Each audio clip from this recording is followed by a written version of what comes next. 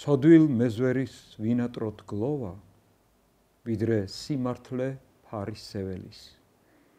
ღმრთის სტრატილატის ფარავდეს ლოცვა და გვიხსნას სიბრძნემ ნამგლის მხილველის. მადლი და მშვიდობა ძვირფასებო და სრულიად საქართველო.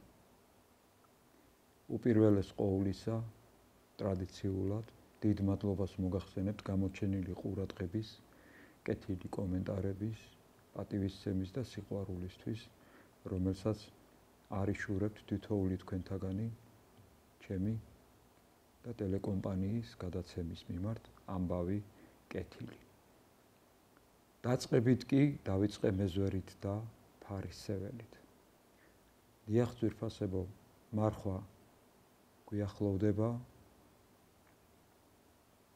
და ეს გახლავთ მოსამზადებელი კვირა. იწყება კი მეზვერით და ფარის სეველით. კიდევ ერთხელ წავიკითხავ ამ სიტყვებს. ცოდვილ მეზვერის ვინატროთ გლოვა, ვიდრე სიმართლე ფარის სეველის.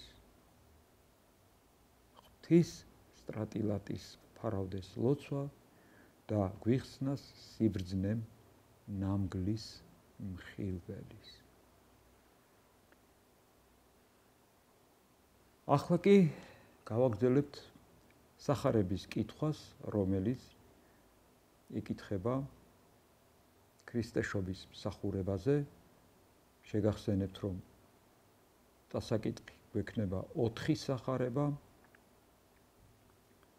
ამჟამად კითხულობთ პირველს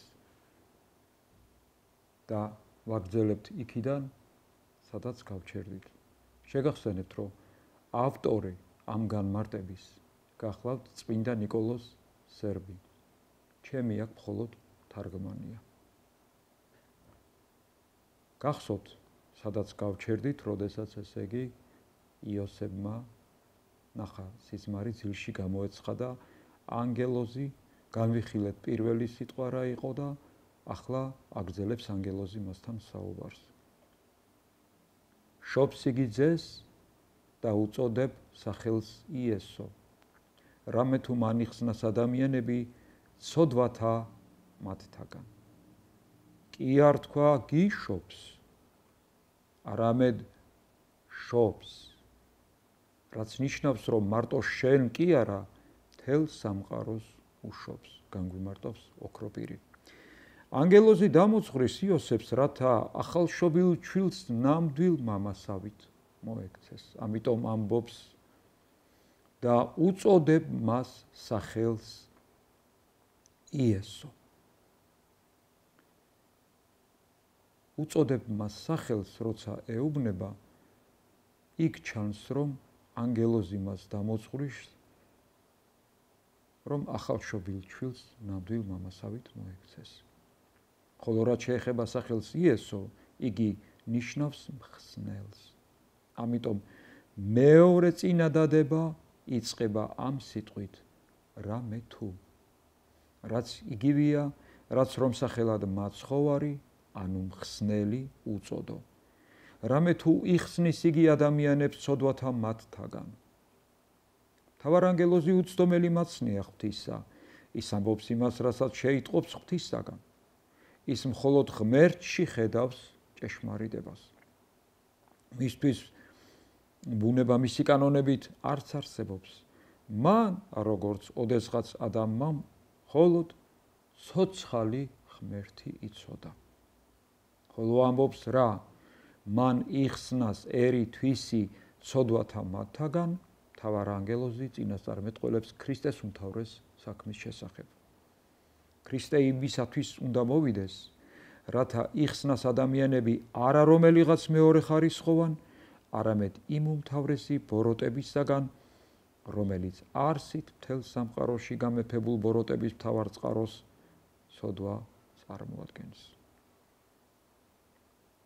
მან უნდა გადაარჩინოს კაცობრიობის ხე, არა მხოლოდ ერთ რომელიმე წელს მასზე ერთჯერადად თავდამსხმელ მატლებისგან წარმოქმნილ ღრუბლისაგან, არამედ მის ფესვებში გაჩენილ იმ ჭიაღუის მოსაძიებლად და გასანადგურებლად, რომლის აქტიურობითაც მთლიანი ხე ხმება. ის მოდის არა იმისათვის, რომ კაცი კაცისაგან ან ერი ერისაგან იხსნას, არამედ იმისათვის, რათა იხსნას ყველა ადამიანი, ყველა ტომი, ცოდვის ხელმწიფისა და მისი მთესვარის სატანისგან.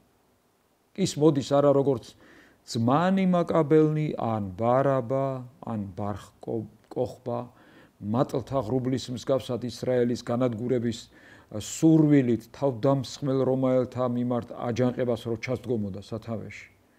არამედ ვითარცა ის უკვდავი და საყოველთაო მკურნალი წინაშე, რომლისაცა რომაელებიცა და ბერძნებიც და ეგვიპტელებიც და დედამიწის ყოველი ტომი არსით ერთი და იმავე ცოდვის მიკრობით მძიმედ დასნეულებული ავადმყოფები არიან. მთავარანგელოზის ნაწინასწარმეტყველები დიდი სრულყოფილებით აღესრულა მოგვიანებით. მოგეტევაც შეცოდებანი შენი. ადამიანების მიმართ მისი ძლევამოსილების მატარებელი სიტყვები გახდათ მთელი მისი მიწიერი მსახურების ჟამს და ეს სიტყვები შეიცავდა სნეულების როგორც დიაგნოზს, ასევე წამალსაც. ცოდვა ეს არის სნეულების დიაგნოზი. ცოდვების შენდობა და მიტევება ეს კი წამალი. და იოსები ადამიანებისგან პირველი გახდა ღირსი შესაქმეში მესიის მოსვლის ჭეშმარიტ მიზანს რომ გასცნობოდა და გაეცნობიერებინა აგრეთვე მისი მსახურების ბუნებაც. მთავარანგელოზისაგან ნათქვამი საკმარისი აღმოჩნდა იოსებისთვის, რომ ღმრთისაგან ნამცნების მორჩილებით განდგომოდა საკუთარ განზრახვას, რომელიც მარიამის გაშვებას ითვალისწინებდა. ზეცამ ბრძანებლობს იოსები ემორჩილება. ზეცისაგან უჩვეულო ამბავი და მეთოდი უბრძანოს რაიმე თავისუფლად მოაზროვნე ადამიანს. ღვთისთვის თავიდანვე მნიშვნელოვანი იყო, რათა ადამიანი მოქმედებდეს როგორც თავისუფალი არსება. რამე თუ ზუსტად თავისუფალ ნებასა და თვით გამორკვევაში მდგომარეობს ადამიანის სიხარულიცა და სიმწარეც. რამე თუ თავისუფალნების გარეშე ხელოვნურად მექანიკური ის მოწყობილობა იქნებოდა ღვთისა, რომელიც მხოლოდ საღვთო ძალით და კეთილნებელობით მოვიდოდა მოძრაობაში. არადა მსგავსი მოწყობილებები საკმარისად გააჩნია ღმერთს ბუნებაში, მაგრამ ადამიანს მან უკიდურესად თავისუფალი ნება მიანიჭა, რათა დარწმუნდეს საკუთარ არჩევანში, ღვთის მომხრეა თუ მოწინააღმდეგე. რას ირჩევს? სიცოცხლეს თუ სიკვდილს, ცხოვნებას თუ წარწყმედას. მდგომარეობა ფრიად საპატიოა, მაგრამ ამავ დროს ფრიად საშიშიც. ამიტომაც არის, რომ ღმერთი არა უბრალოდ ცნება დაუდებს ადამიანს, რომ ამ ბაღში ჭაამე ნებისმიერი ხის ნაყოფი ბოროტისა და კეთილის შეცნობის ხეს კი არ გაეკარო, იქვე დაუმატებს. როგორც კი გასინჯა ვაკრძალული ხის ნაყოფს, მაშინვე სიკვდილით მოკვდებიო. წერია ეს დაბადების მეორე თავის მე-16-მე-17 მუხლებში. ამ უკანასკნელი წინადადებით ღმერთი ადამიანს მიზეზს აძლევს მისი გონებისთვის, რათა თავისუფალი არჩევანი ქონდეს და საკუთარი ნებელობა გამოაჩინოს იმ საქციელით შეჭამს თუ არ შეჭამს აკრძალულ ხის ნაყოფს. რამე თუ დღესა მას, რომელცაცა იხმიო, მისგან სიკვდილითა მოკვდე. აი მსგავსადვე იქცევა მთავარანგელოზი იოსებთან მიმართებაში ახლაც. უბრძანებს, რომ მას მარიამის მიღებას არც გაუგებარ ვითარებაში ტოვებს და უხსნის, რომ მისი ქალწულებრივი მუცლის ნაყოფის სული წმინდისაგან არის. მთავარანგელოზი უდიდეს წინასწარმეტყველებასაც შეახსენებს მესიის მოსვლაზე. აჰა, ქალწული მიუდგეს და შვას ძე და უწოდებენ მას სახელად ემანუილს, რაც ნიშნავს ჩვენთან არს ღმერთი. ის რაც ადრეა ნათქვამი და უწოდებ მას სახელს იესო, არ ეწინააღმდეგება იმას, რაზეც ამჟამად მიმდინარეობს საუბარი, სახელდობრ კი უწოდებენ მას ემანუილს, რაც თარგმანებით ნიშნავს ჩვენთან არს ღმერთი. პირველ შემთხვევაში იოსებს ებრძანება, რომ უწოდოს მას სახელად იესო, რაც ნიშნავს მხსნელს. მეორე შემთხვევაში კი მტკიცდება, რომ შვილს ადამიანებისგან დაერქმევა ემანუილი, ესე იგი ჩვენთან არს ღმერთი. ორივე სახელი თითოეული თავისებურად ქრისტეს განკაცების და მისი ამქვეყნიურ მისიის უმთავრეს აზრს განგვიმარტავს. სახელდობრ კი ის მოვა, რათა შეგვინდოს ცოდვები, რათა შეგვიწყალოს და გვიხსნას ცოდვისაგან, იმიტომ რომ იქნება მისი სახელი იესო. მაგრამ ვის ძალუც ცოდვათა მოტევება ერთი მხოლოდ ღვთის გარდა, გვეუბნება მარკოზ მახარებელი თავის სახარების მეორე თავის მე-7 მუხლში. არავის მთელ მსოფლიოში არც ცათაშინა და არც ქვეყანასაზე და არ გააჩნია არც ძალი და არც ხელმწიფება, რომ შეუნდოს ცოდვები და საერთოდაც რომ იხსნას მათგან ერთი მხოლოდ ღმრთის გარდა. რამე თუ ცოდვა გახლავთ საყოველთაო სნეულებათა უმთავრესი მატლი და არავინ იცის ცოდვის საშინელებათა უბსკრული ისე როგორც უცოდველმა ღმერთმა და არავის ძალუც წირეულად ცოდვის მოკვეთა ერთი მხოლოდ ღვთის გარდა. და რამდენადაც იესო ცოდვებს შეუნდობდა და ამით კურნებდა მათ ხორციელ და სულიერ სნეულებებს, არის კიდეც ღმერთი ჩვენ შორის და თუ კი მოვისურვებდით, რომ ეს ორი სახელი დაგვეკავშირებინა ერთმანეთთან და სწორ და მართალთან მიმდევრობაში მოგვეყვანა ისინი, მაშინ სახელი ემანუილი, სახელ იესომდე უნდა მდგარიყო.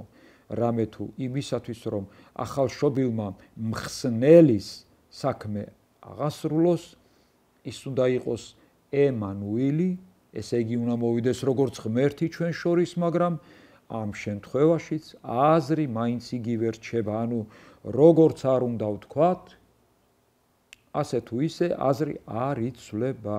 ნუ თუ ვიტყვით ჩვენ რომ ემანუილი და ამიტომაც მხსნელიან და მხსნელი არამე თუ ემანუილია, მაგრამ ვინ დაუძახებს მას ემანუილს? აქ საუბარია მასზე, არა როგორც პიროვნებაზე. არავის უწოდებია მისთვის სახელი ემანუილი. სახელობით არავინ, არსით კი ყველა და ყველაფერი. ისინი, ვინც კი ირწმუნა, ერთ რამეზე თანხმდებოდნენ, რომ ჩვენთან არს ღმერთი, მიუხედავად იმისა, რომ ადამიანის სახით ცხოვრობს. გვეუბნება მონაზონი 6:10 მათეს სახარების განმარტებაში.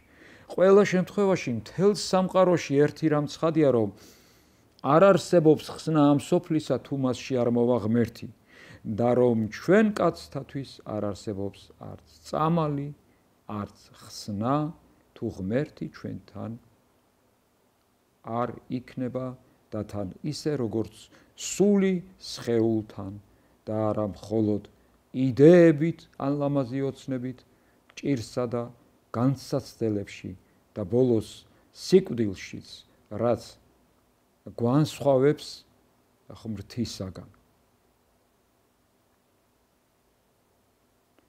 აი აქ დროებით შევწყვეტ ჩემო ძვირფასებო და შემდეგ გადაცემაში გავაგრძელებთ იგივე თემაზე საუბარს.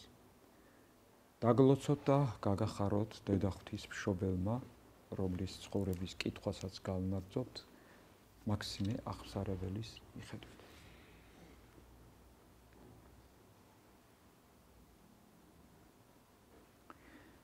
ასე მოემართებოდნენ მოგვების სპარსეთიდან, ვიდრე იერუსალიმსა და ბეთლემს არ მიაღწიეს, მაგრამ ამ გზას ისინი ქრისტეს შობის ჟამს კი არ დაადგნენ, არამედ მანამდე შობამდე კარ გახნით ადრე, რათა შობის გამო ატეხილი უგუნური მისნობით და მკითხაობით არ დაბრკოლებულიყვნენ და სარწმუნოდ მიეღოთ ზეციური მეუფის შობა.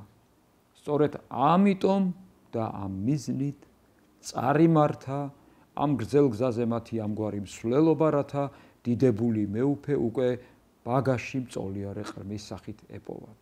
ყოველივე ეს კი ცხადია ცის ვარსკვლავს არც წესად აქვს და არც მისი ბუნებრივი თვისებაა. ისიც ცხადია, რომ ეს ვარსკვლავი იყო პირმეტყველი ძალა, ყოველივეზე მოთქმულის მცოდნე და ყოველთა შემოქმედის ბრძანებით ამის წესისამებრ განმგებელი და შემძლე და არც ის იყო შემთხვევითი,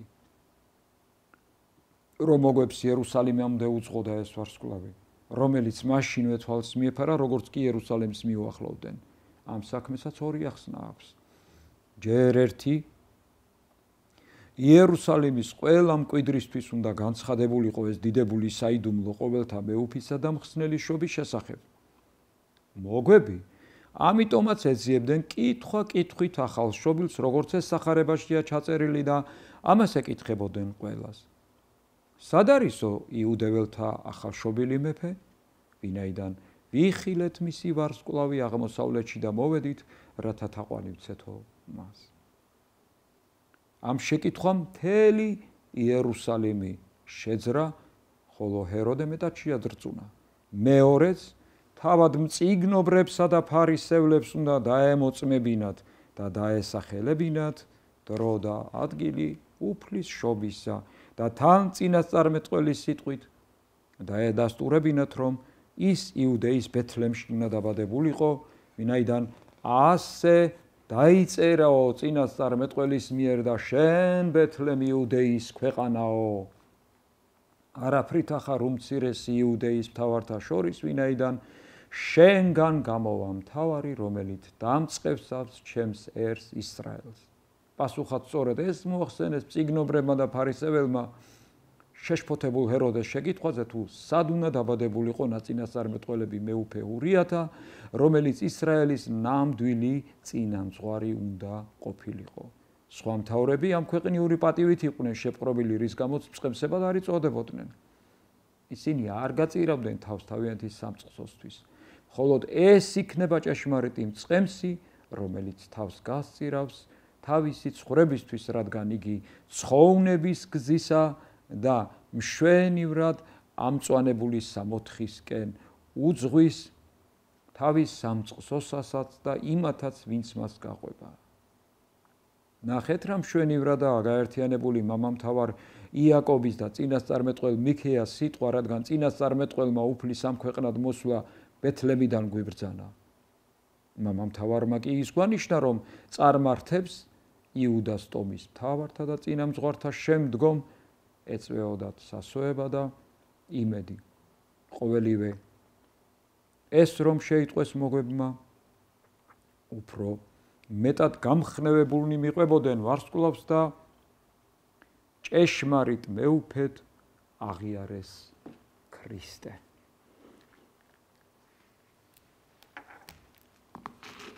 დაგლოცოთ დედა ღვთისმშობელმა ღირსმა მაქსიმე აღსარებელმა და ახლა კი კვლავ განვაგრძობთ ანგელოზებზე კითხვას.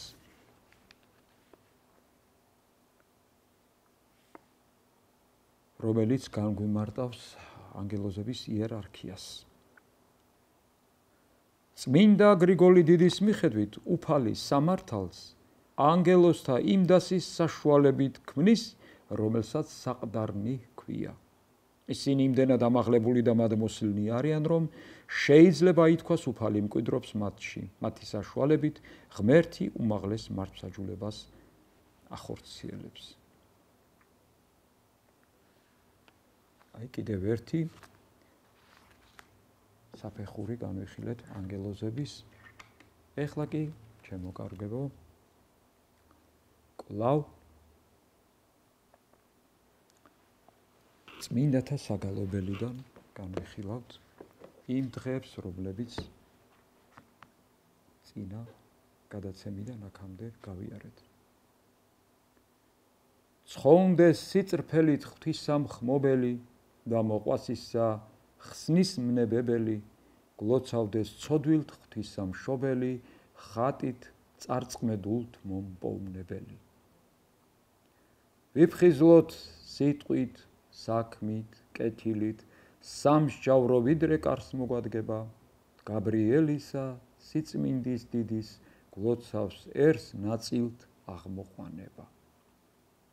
საუკუნო სიკეთეთა მომავლისა იმედი და სიყვარული სულ გშველოდეს, ლოცვით, ღვაწლით დიდი ქართველ მონარქისა, ღვთით ბოძებულ წმინდა სოლომონ მეორეს. ლოცვა და მარხვა მოგვეცა რადგან, სასო წარკვეთას ნუ მივეცემით, ანგელოს გავართ გვიმოწმებს მარად, თაყვანისემა ჯაჭუთა პეტრესი. და კვლავ მომავალი წიგნიდან, რომელსაც დაერქმევა ჩემი ლოცვა.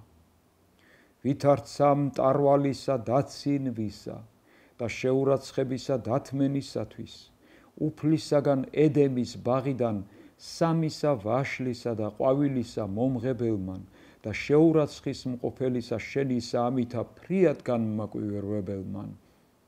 მასწავე ლოცვა იმ მტრისა და მაჭირვებელისთვის, რაითა მისთა მოქცევითა სახარულევანი ანგელოსთა თანა განგადიდებდე შენ ხოლო განმადიდებელსა შენსავე ტყოდე მგალობელი. დოროთეასა ცრემლთა იესო მრავალი სული მოაქციესო. ახლა კი ისევ და ისევ კვლავ ჩემი წიგნიდან ურთულესიდან უმარტივესამდე, ანუ ფიქრები მართლმადიდებლობაზე. ძალიან მიხარია ჩემო ძვირფასებო, რომ ეს წიგნი ნელ-ნელა ძალიან პოპულარული ხდება ერთგულ მკითხველთა შორის. ღებულობ უამრავ წერილს, შეფასებას და დიდი მადლობელი ვარ თითოეული თქვენთაგანის, რომელიც ამა თუ იმ ფორმით ეხმიანება ამ წიგნს. ასეთი სიტყვა. ხშირად იმეორე გულში სალმუნის ამ მუხლის პირველი ნაწილი. შეწევნაი ჩემი უფლისა მიერ. და მეორე ნაწილით კი იფიქრე საკუთარ თავზე, რომელმან განარინის წრფელნი გულითა. თუ ცოდვილი ხარ, ასეთი ეჩვენე ხალხს და მაშინ მიიღე მკურნებას შენი სენისაგან. ხოლო თუ შეინიღბები ხალხის წინაშე, არც განიკურნები და უარესი სასჯელის ღირსი შეიქმნები.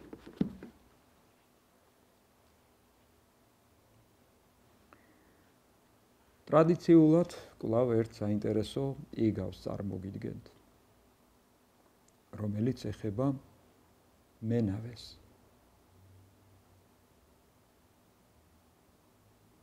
ერთმა მოგზაურმა მენავეს თხოვა გადაეყვანა მეორე ნაპირზე. ჩაჯდარა ნავში, მან შენიშნა, რომ ნიჩბებზე წარწერებია. ერთზე აწერია იფიქრე, მეორეზე აწერია აკეთე. რა საინტერესო ნიჩბები ქონია? უთხრა გზაურმა მენავეს. რატომ? შეხედე, გაეღიმა მენავეს და იწყო მარტო ერთი ნიჩბის ტრიალი, რომელზეც ეწერა იფიქრე. და ნაუმა დაიწყო ერთ ადგილას ტრიალი. ხანდახან ხდებოდა, რომ მე ვფიქრობდი რაღაცაზე, მსჯელობდი, ვაგებდი გეგმებს, მაგრამ ამან არანაირი სარგებელი არ მომიტანა. უბრალოდ აი ამ ნავებით ერთ ადგილას ტრიალებდი. ახლა მარტო მეორე ნიჩაბით დაიწყო იგივე მოქმედება მენავემ, რომელსაც ეწერა აკეთე. ეს შეიძლება ასეც გავიგოთ, სიტყვა და საქმე. ნავი ისევ ერთ ადგილზე ტრიალებდა და განუმარტა. ყოფილა ისიც, რომ ახლა მეორე უკიდურესობაში ვარდებოდი. ვაკეთებდი რაღაცას უგუნურად, ყოველგვარი გეგმის გარეშე, ყოველგვარი წინასწარ მონახაზის გარეშე. დიდი ძალა და დროც დავკარგე. მაგრამ რა გამოვიდა? მაინც ერთ ადგილას ვტრიალებდი. ხო და ეს რომ არასდროს დამვიწყებოდა, ეუბნება მენავე. ამიტომაც დავაწერე ეს სიტყვები, რომ როდესაც მიმართულებას აირჩევ, იქ ორივე ნიჩაბია საჭირო. ესეთი საინტერესო იგავი და ტრადიციულად ჩემს გადაცემას დავამთავრებ ამბავი კეთილით ისევ ლუკას სახარებიდან. თავი მეოთხე, მუხლები 22-დან 30-ის ჩათვლით. ანუ ქრისტეს პასუხი სინაგოგაში. ნუიდარდებს შენს ღირსებას თუ ვერ ხედავს კაცის თვალი. არ დაგიყოვნებს მიგებას სახიერ ღვთის სამართალი. რადგან უწყის ვინც ხარ, რაც ხარ, ვისა მიმართ გმართებს ვალი. რაცა იქმნეს, რაც გადაგხდა შენი თავგადასავალი. თავარი არის მისთვის იქნე მოყვარული ღმრთისა ძმისა, ვინც ამ სოფლად იყო ვიდრე გაზიაროს ჭირსაც ლხინსაც, რომ შეიცნო თავი შენი, არა გიხმდეს სიტყვას სხვისა, განლო სიცოცხლისა დღენი ადამიანისა ღირსად. და ეტყოდნენ ცხოვრებისა დასაბამს და დიდ საწყაროს, ვით მიიჩნევ თავს მესიად თუ ეს ვინმე არ გვახაროს. არა უწყით ვინაით ხარ? განა არ ვცნობთ შენს ძმებს დებსა? კაპერნაუმს ქმენ რაიცა, რა დარაიქა მამას ჩვენთან.